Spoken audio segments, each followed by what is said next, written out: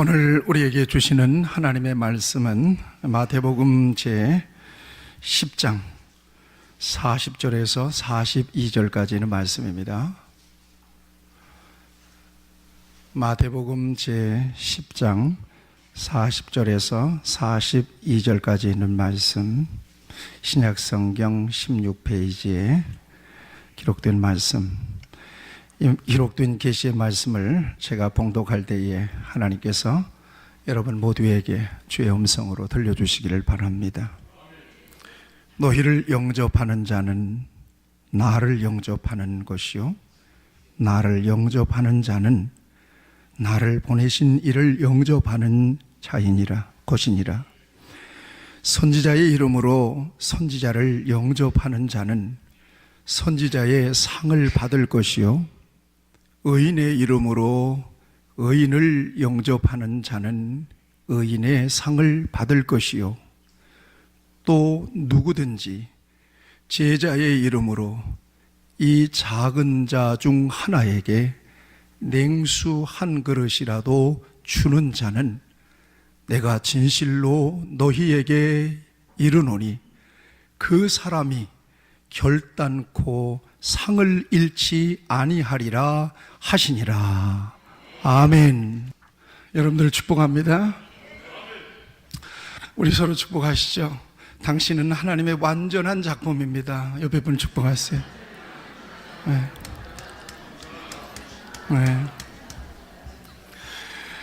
네. 완전한 작품이라고 하면 완전치 못한 작품들도 있거든요, 세상에는. 예수 믿는 사람들은 완전한 작품들이에요. 하나님과의 관계가 온전히 회복된 분들이기 때문입니다. 자, 오늘은 결코 절대로 잃지 않는 상이라는 제목으로 함께 은혜를 나누기를 바랍니다. 사람은 무엇으로 만들어졌는가? 하나님이 만드셨잖아요. 사람 속에는요, 겉으로 보이는 육만 있는 게 아니랍니다. 혼도 있어요.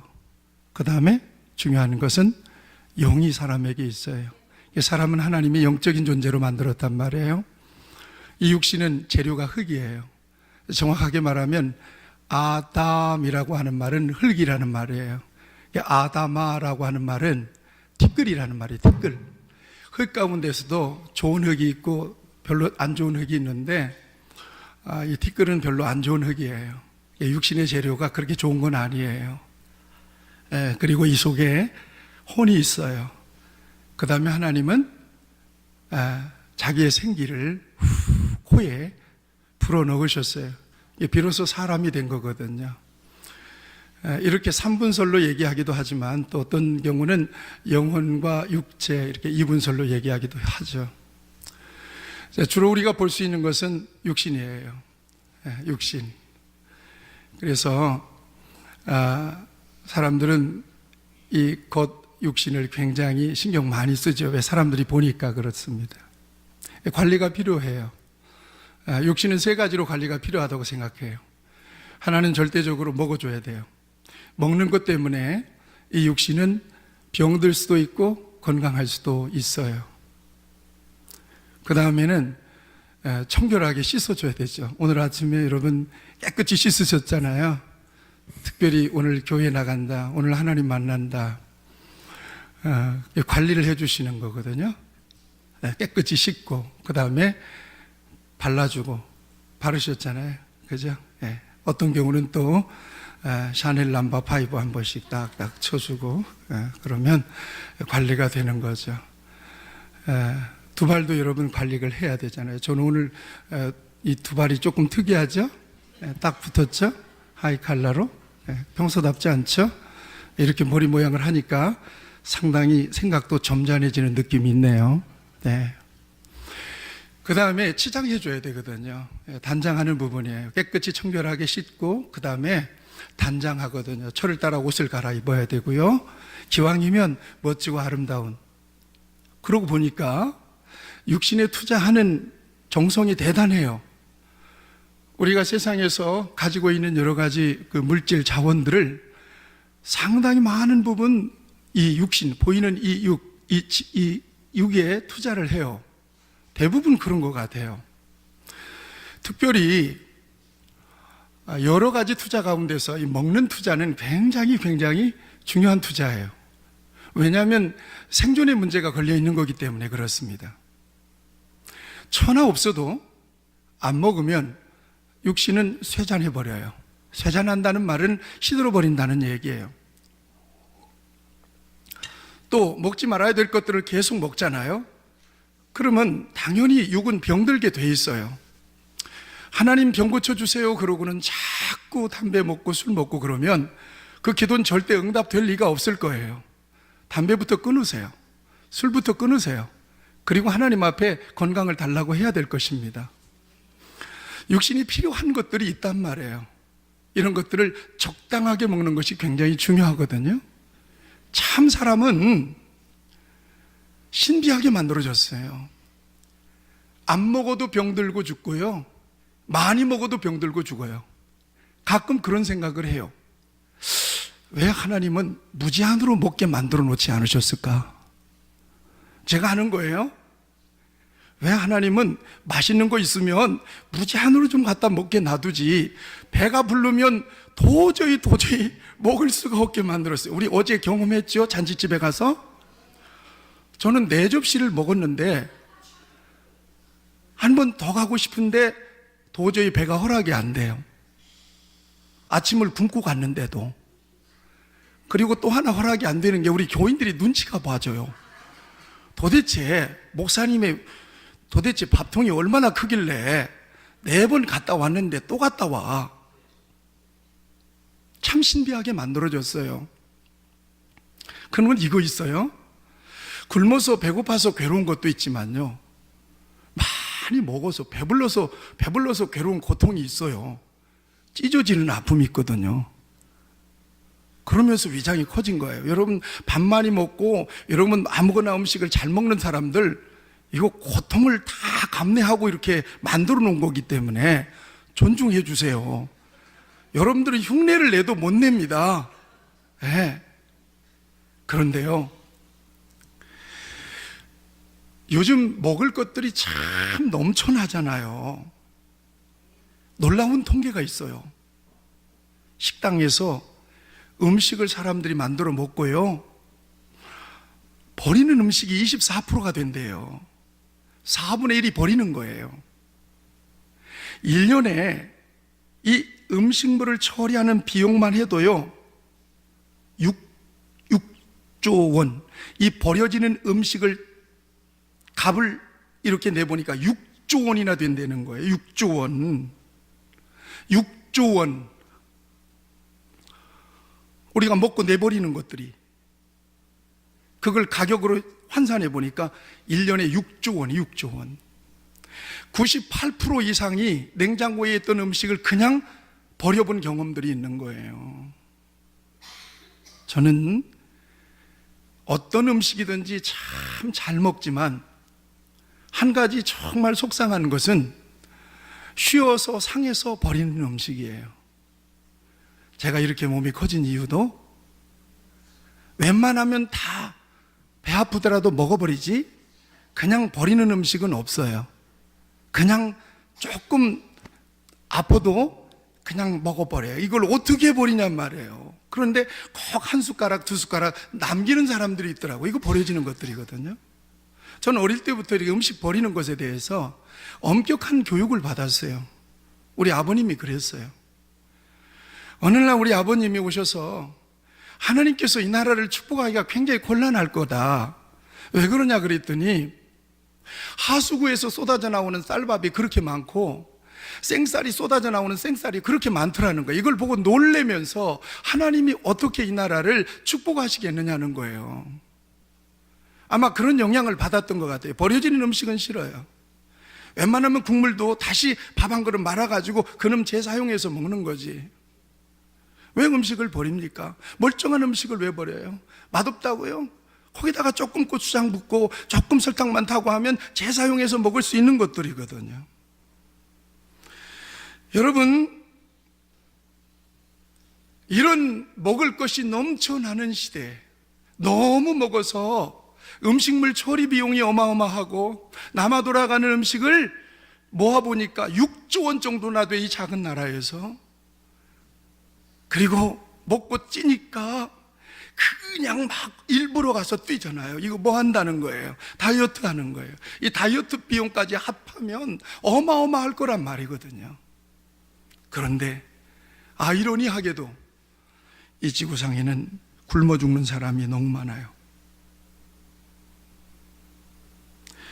만성적으로 기아에 허덕여서 죽어가는 사람들이 특별히 개발도상국에 어마어마 많은 거예요. 놀라지 마세요.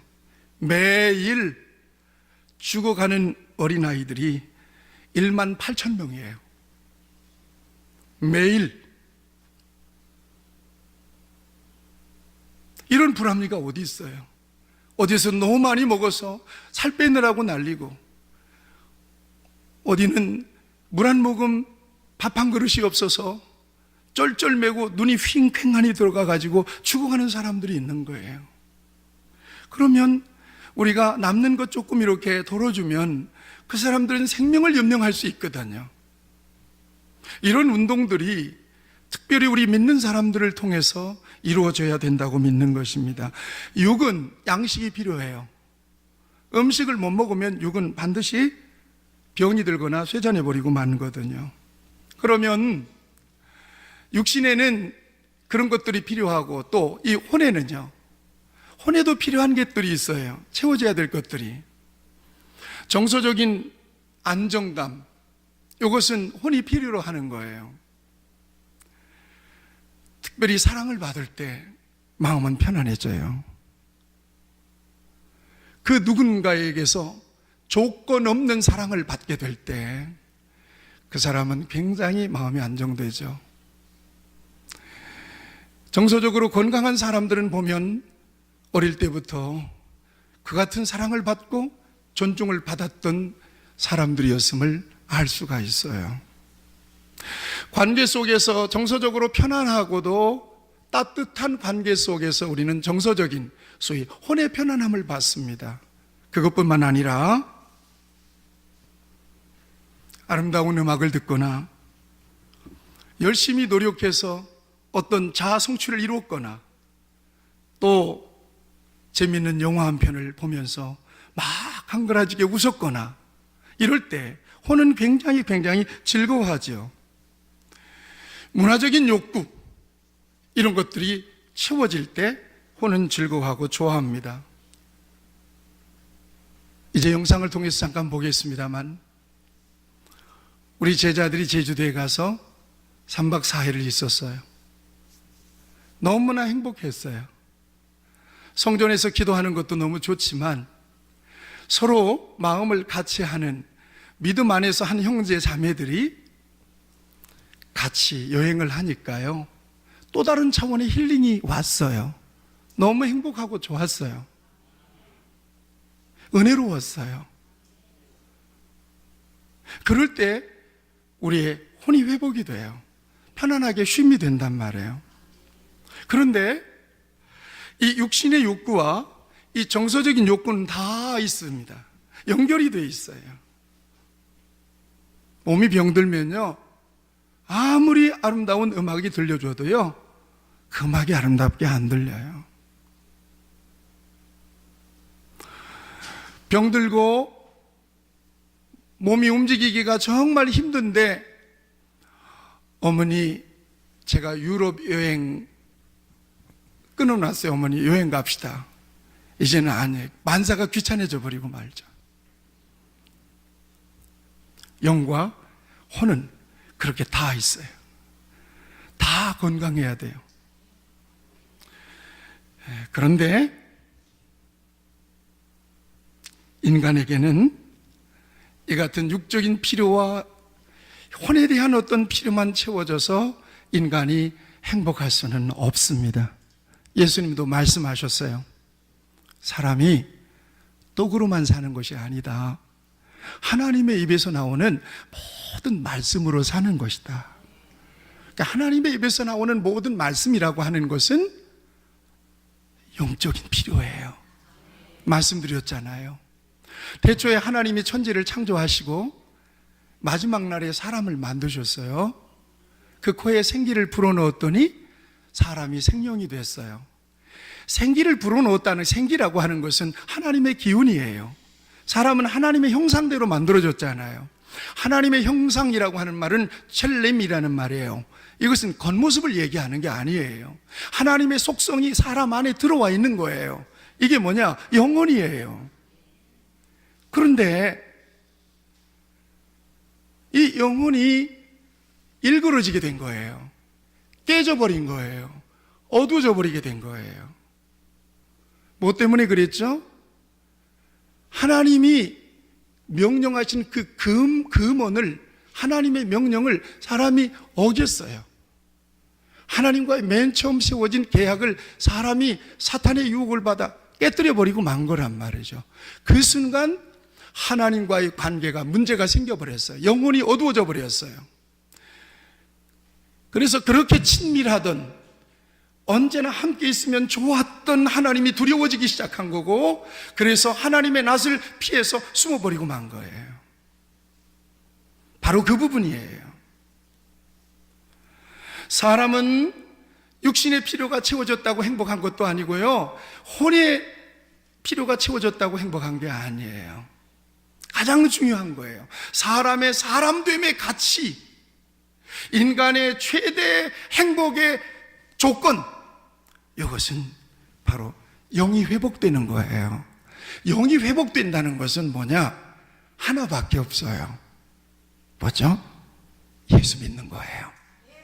아멘. 설교 시작하면서 당신은 하나님의 완전한 작품입니다라고 인사하는 것은 여러분 안에 주님이 계시기 때문에 그래요. 여러분 안에 주님에 대한 고백이 없고 믿음이 없다면 여러분은 완전한 작품이 될 수가 없어요.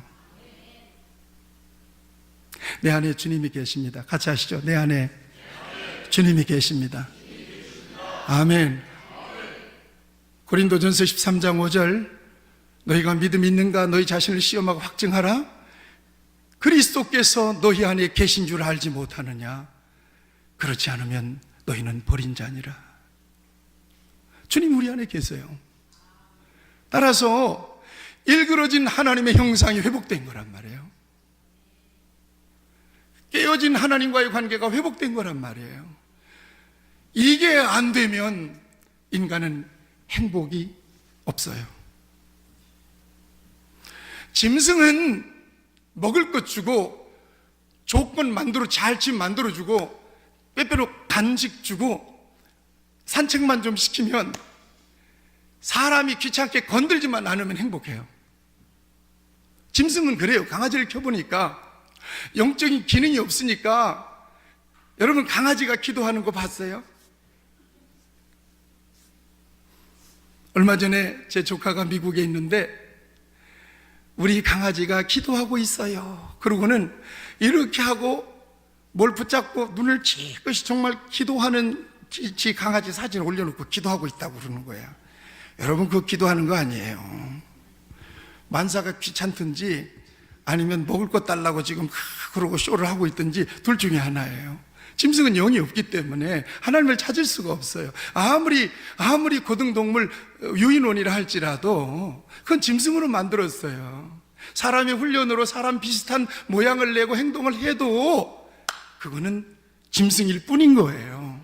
그런데 사람은 달라요. 사람은 조금만 힘들면 뭔가를 찾아요. 절대자를 찾는 거예요.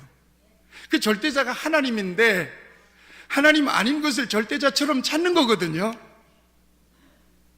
우리는 예수님 안에서 우리가 하나님께로부터 왔으며 우리는 하나님의 것이며 하나님의 영광을 위해 살다가 하나님께 갑니다.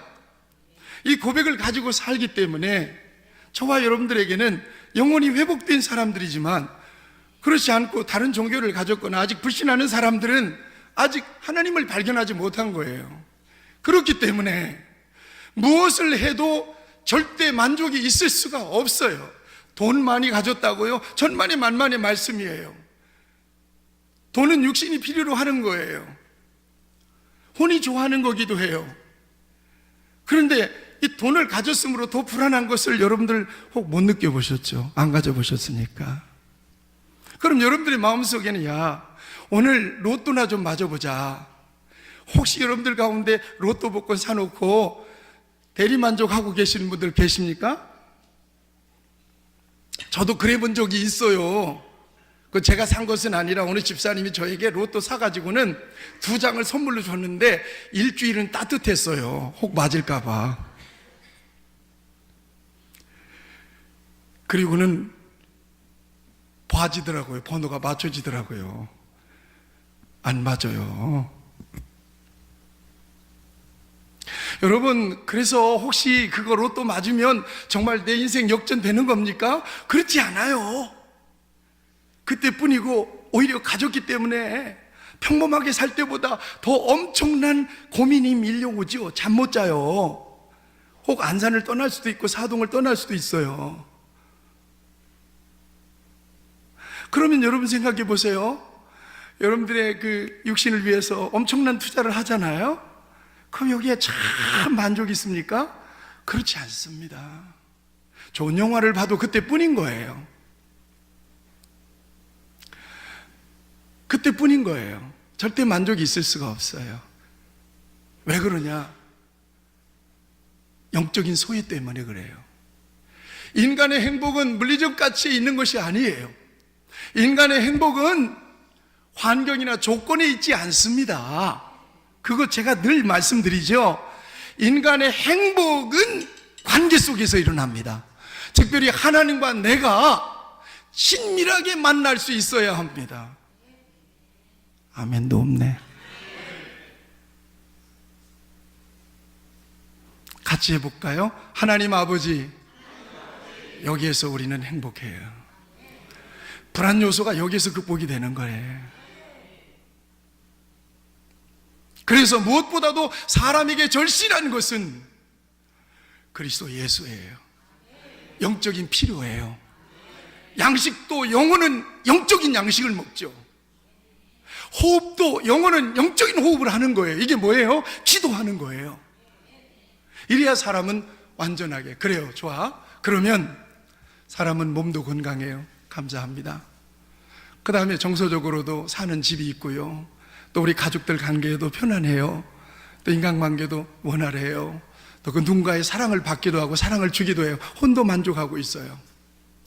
영적으로는 이렇게 빛내리 교회에서 건강하게 하나님을 섬기고 예배하고 내 인생을 이 땅에 보내주신 하나님 목적을 이해하고 내 인생이 최종적으로 가야 할 방향도 분명하게 간직하고 즐거움이 있으면 하나님 찾아서 감사합니다. 또 힘들고 어려운 일이 있으면 하나님께 기도합니다. 아버지 도와주세요. 그리고 기도합니다. 그러면서 저와 여러분들은 완전한 하나님의 인격체로서 영과 혼과 육이 건강하게 하나님이 주시는 행복을 누리게 되었습니다. 가장 중요한 행복의 조건, 마지막 행복의 마침표, 이것은 예수 그리스도예요. 성경은 우리에게 이렇게 말씀하고 있는 거예요. 예수께서 대답하여 이르시되 이 물을 마시는 자마다 다시 목마르려니와 내가 주는 물을 마시는 자는 영원히 목마르지 아니하리니 내가 주는 물은 그 속에서 영생하도록 솟아나는 샘물이 되리라. 육신의 물은 언제든지 마시면 또 갈증 나게 된단 말이에요. 그건 영원한 행복은 줄 수가 없어요. 그러나 내가 주는 물을 마시는 자마다, 예수님이 주시는 영생수 마시면 갈증이 나질 않습니다. 다시 얘기하면 믿음을 가지면 갈증이 나질 않는 거예요. 속에서 영생하도록 솟아나는 샘물이 되리라. 진실로 진실로 너에게 이르노니 믿는 자는 영생을 가졌나니 내가 곧 생명의 떡이니라. 그러면서 49절에서 요한복음 6장 49절 이런 말씀하세요. 너희 조상들은 광야에서 만나를 먹었어도 죽었거니와. 만나를 먹어도 죽어요. 육신의 양식은 아무리 먹어도 죽는 거예요. 이는 하늘에서 내려온 떡이니, 뭘 얘기하는 거예요? 내가 생명의 떡이로라 말씀하시고 이 생명의 떡인 나는 하늘에서 내려왔다는 거예요. 사람으로 하여금 먹고 죽지 아니하게 하는 것이라. 나는 하늘에서 내려온 살아있는 떡이니 사람이 이 떡을 먹으면 영생하리라. 내가 줄 떡은 곧 세상의 생명을 위한 내 살이니라 하시니라. 아멘. 예수님의 살을 먹으면, 예수님을 다시 얘기해서 믿으면, 영접하는 자 곧 그 이름을 믿는 자에게는 하나님의 자녀가 되는 권세를 주셨다고 말씀했는데, 우리의 마음속에 예수님을 나의 구주, 나의 하나님으로 인격적으로 전인적으로 받아들이기만 하면, 예수님께서 십자가에 달려서 죽으시고 사흘 만에 다시 살아나신 사건이 죄인된 나를 구속하시기 위한 하나님의 구원의 역사였다는 사실을 내가 성령의 은혜 속에서 받아들이기만 하면 나는 목마르지 않는 사람이 된다는 거예요.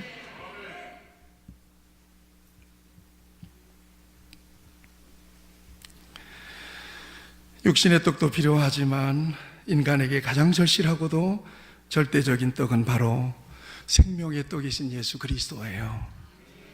옛말에 그런 말이 있어. 가난한 자는 임금도 못 막는다는 거예요. 가난은.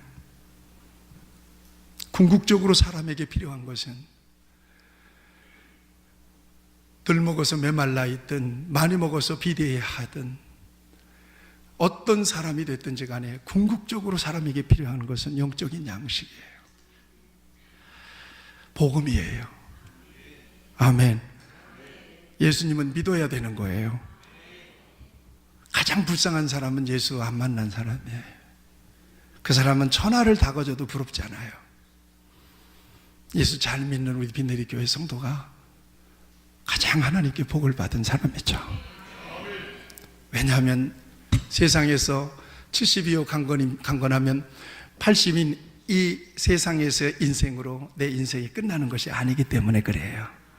우리는 그리스도 안에서 영원을 바라보고 사는 사람들이기 때문에 그래요.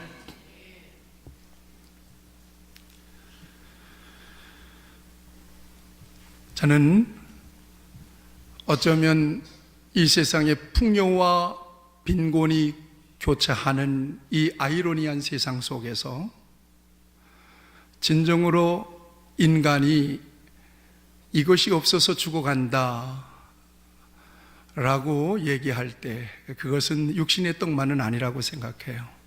가장 무서운 기아, 이것은 영적인 기아예요. 예수 만나지 못한 기아예요. 예수님에 대한 굿뉴스를 듣지 못한 기아예요.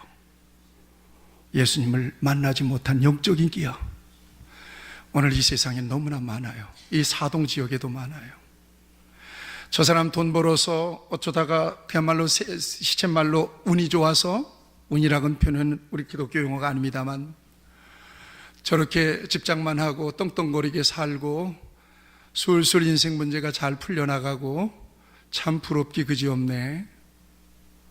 그럼에도 불구하고 그 영은 이미 죽어있는 영입니다. 어두워진 영입니다. 그 인생 어느 시점에 가서 영원히 살 수 없는 세상을 떠나게 될 때 그 영혼은 너무나 불행해지는 거죠. 그때부터는 불못으로 들어가야 돼요. 큰 고통 속에서, 괴로움에서 슬피 울며 이를 갈미 있으리라. 우리 예수님께서 말씀하신 대로 영벌에 들어가게 되죠. 불쌍합니다. 그래서 사람으로 태어났다면 그 누구라도 할 것 없이 가장 시급하고도 중요한 영적인 기아에서 그 영혼이 건짐받는 일입니다. 가난하게 살 수도 있고 부하게 살 수도 있어요. 그렇지만 공이 사람으로 태어났다면 누구나 다 예수는 믿어야 되는 겁니다. 아멘. 여기에 행복의 절대 조건이 있는 것입니다. 오늘 본문에서 우리 예수님 말씀하세요. 너희를 영접하는 자는 나를 영접하는 것이요 나를 영접하는 자는 나 보내신 이를 영접하는 것이니라. 선지자의 이름으로 선지자를 영접하는 자는 선지자의 상을 받을 것이요 의인의 이름으로 의인을 영접하는 자는 의인의 상을 받을 것이다. 42절 말씀을 다 같이 주목하십시오. 42절 말씀 다 같이 읽겠습니다. 시작. 또 누구든지 제자의 이름으로 이 작은 자 중 하나에게 냉수 한 그릇이라도 주는 자는 내가 진실로 너희에게 이르노니 그 사람이 결코 상을 잃지 아니하리라 하시니라. 이것은 제 말이 아닙니다. 예수님의 말씀입니다.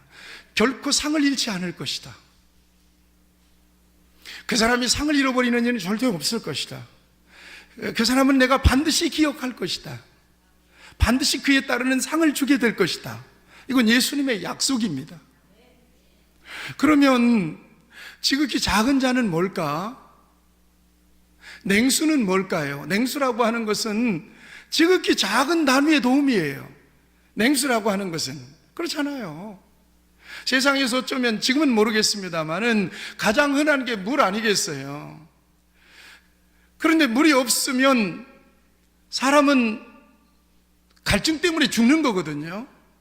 최소의 단위의 조건, 필요.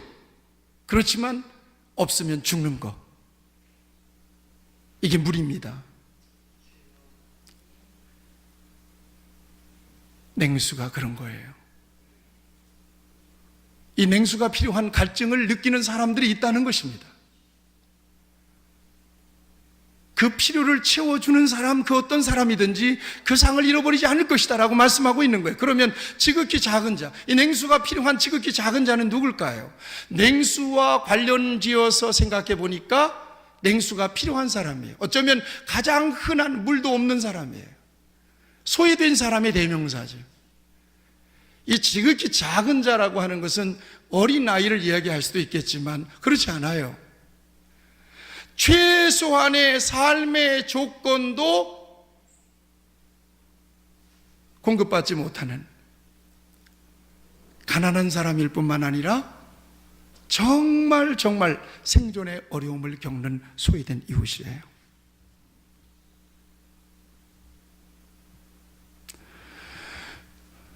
못 먹어서 배고픈 고통보다도 목마른 고통은 비교할 수 없이 큰 거거든요. 사람이 굶지 않고는 수십 일을 살 수 있지만 물을 마시지 않고는 일주일을 버티기 어렵습니다.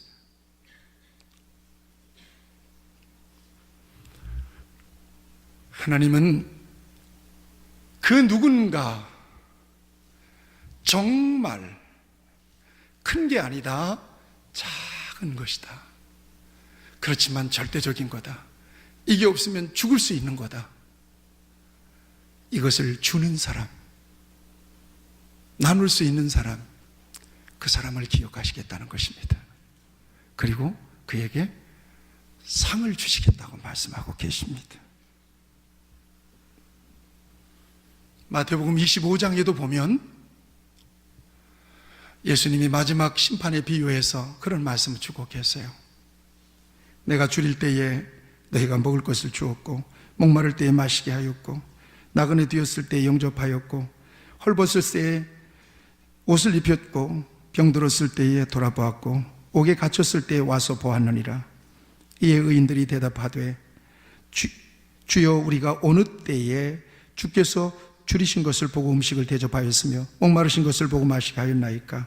어느 때에 나그네 되신 것을 보고 영접하였으며 헐벗으신 것을 보고 옷 입혔나이까? 어느 때에 병드신 것이나 옥에 갇히신 것을 보고 가서 배웠나이까? 하리니 임금이 대답하여 이르되 내가 진실로 너희에게 이르노니 너희가 여기 내 형제 중에 지극히 작은 자 하나에게 한 것이 곧 내게 한 것이다. 믿음으로, 주님의 이름으로. 심지어 성경은 이렇게 말씀하고 있어요. 잠언 19장 17절에서 가난한 자를 불쌍히 여기는 것은 여호와께 꾸이는 것이다. 하나님께 꾸어드리는 거예요. 그의 선행을 그에게 갚아주리라. 가난한 자를 불쌍히 여기는 것은 하나님께 꾸이는 거예요. 꾸어드리는 거예요. 그걸 갚아주리라. 이 지구상에 가난한 이웃들을 위해 사역하는 기관과 단체들이 참 많습니다. 우리나라에도 많아요. 그런데 오늘 우리가 기아대책과 더불어 선교 예배를 드리는데 이 기아대책이 참 귀합니다. 우리나라의 최초로 우리나라가 받는 국가에서 주는 국가로 어떤 리턴하게 되는 그 분기점에서 기아대책이 민간 NGO 단체로서는 맨 처음 세워지게 되죠. 1989년도에. 그리고 지구촌 어디든지 먹는 문제 때문에, 기아 때문에 고통받는 곳은 무조건 조건 없어요. 무조건 나갑니다. 세계 54개 국가에 500명을 파송해서 거기에서 기아 봉사단이라고 하는 이름으로 선교적 사명을 감당하죠. 생각해 보니까 제가 2007년도에 이 기아 대책에 참여하게 되었던 것 같습니다. 그땐 제가 목사 합창단위로 캄보디아 갔어요. 캄보디아 갔어요. 해외 두 번째 방문입니다. 충격적이었어요. 저는 거기에 선교하면서 번듯한 식당에서 제가 밥을 먹었어요. 그런데 캄보디아 뜨겁잖아요. 거리에서 엄마가 하나는 애를 치렁치렁하게 늘어진 애를 안고 하나는 손으로 잡고 그리고는 구걸하는 거예요. 제대로 된 음식을 먹고 있는 목사인 나에게 창문 너머로, 여러분 생각하세요. 강아지가 나를 빤히 보고 있어도, 뭘 좀 달라고 강아지가 나를 빤히 보고 있어도 정말 독한 사람이 아니면 빤히 쳐다보고 있는 강아지를 그냥 외면 못 하잖아요. 그래서 제가 내가 먹고 있던 빵을 챙겼어요. 주섬주섬 챙겼어요. 챙겨가지고는 밖으로 나왔어요. 그래서 그 아이들을 이렇게 줬는데 한두 대 아니잖아요. 원래 그러면 안 된다고 얘기해요. 그럼에도 불구하고 저는 그럴 수밖에 없었어요. 주고는.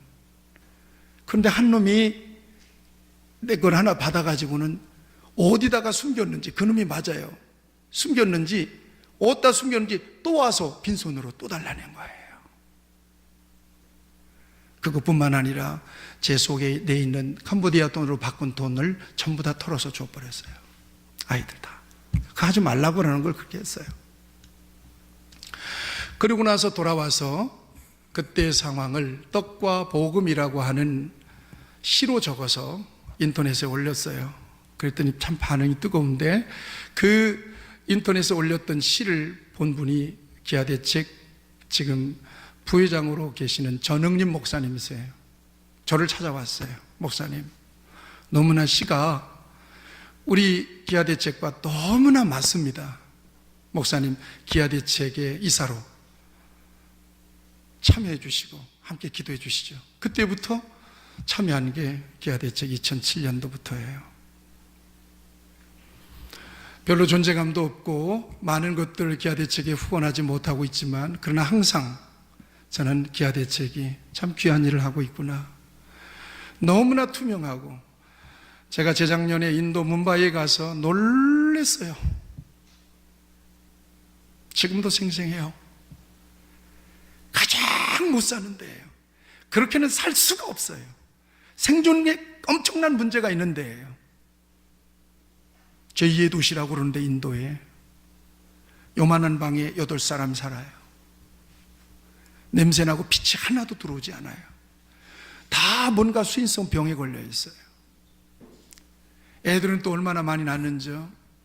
여기서 쌀 준비해가지고 가고, 전기다리미 준비해가지고 가고, 콩도 좀 준비해가지고 가고, 이렇게 보따리 싸가지고 교회에서, 김인호 선교사님, 교회의 예배당에서, 거기는 회교 지역이에요. 무슬림 지역이에요. 거기는 인도의 무슨 종교죠? 힌두교 지역이에요. 6대 4래요. 무슬림이 4, 나머지는 힌두교예요. 거긴 절대 교회가 설 수가 없는 곳이에요. 그런데 버젓하게 교회가 세워 있어요. 십자가를 붙여 있어요. 와, 떡의 위력이 이렇게 엄청나구나. 애들, 고만고만한 애들이, 눈 새카만 애들이, 인도 아이들이 600명이요 쫙 줄을 섰어요. 100명씩 끊어가지고 말씀 전하고 기도해주고, 그리고 먹을 것들을 주었어요. 온 동네 축제. 애들만 나왔어요? 아니에요. 그 동네 사람들이 다 나온 거. 무슬림 지역에 교회가 세웠으니까 막 공격을 할 거 아니에요. 그럴 때는 그랬다는 거예요. 알았습니다. 철수할게요. 예, 우리 이사 가도 되겠죠. 그러니까 이 도움을 받는 사람들이 결사반대. 여기에 교회가 있어야 된다고.